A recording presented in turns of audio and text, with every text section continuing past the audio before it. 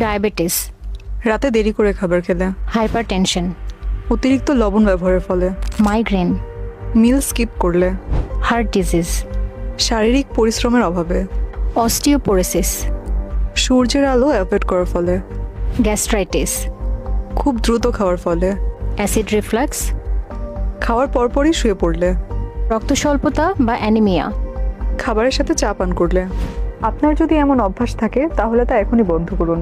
Diabetes, রাতে দেরি করে খাবার খেলে, হাইপারটেনশন, অতিরিক্ত লবণ ব্যবহারের ফলে, মাইগ্রেন, মিল স্কিপ করলে, হার্ট ডিজিজ, শারীরিক পরিশ্রমের অভাবে, অস্টিওপোরোসিস, সূর্যের আলো অ্যাভয়েড করার ফলে, গ্যাস্ট্রাইটিস, খুব দ্রুত খাওয়ার ফলে, অ্যাসিড রিফ্লাক্স, খাওয়ার পরপরই শুয়ে পড়লে, রক্ত স্বল্পতা বা অ্যানিমিয়া।